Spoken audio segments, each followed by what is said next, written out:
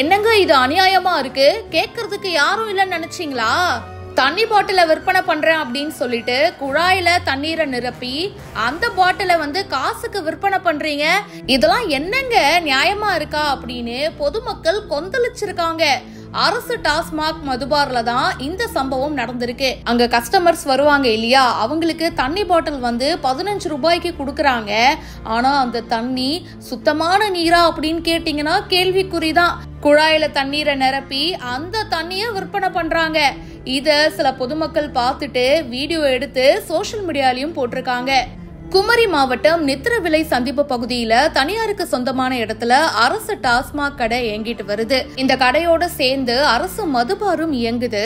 இங்க மது அருந்த வரும் குடிமகன்களுக்கு பாட்டில் தண்ணீர் உட்பட சைடிஷ்கள் விற்பனை செய்யப்படுது. ஒரு பாட்டில் தண்ணிக்கு 15 ரூபாய் வாங்குறாங்க. சரி, ஓகே, தண்ணி நல்லா இருக்கா அப்படின்னு பார்த்தா அதுவும் இல்லங்க.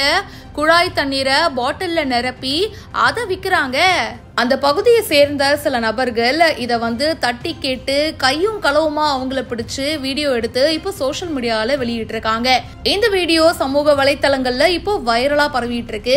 இது சம்பந்தமா உணவு பாதுகாப்பு அதிகாரிகள் விசாரணை மேற்கொண்டு நடவடிக்கை எடுக்கணும் அப்படின்னு கோரிக்கை வச்சிருக்காங்க. இத பத்தி உங்களுடைய கருத்துக்களை ஷேர் பண்ணுங்க. மேலும் பல இன்ட்ரெஸ்டிங்கான விஷயங்களுக்கு பிஹைண்ட் நோட்ஸை இப்பவே ஃபாலோ பண்ணுங்க.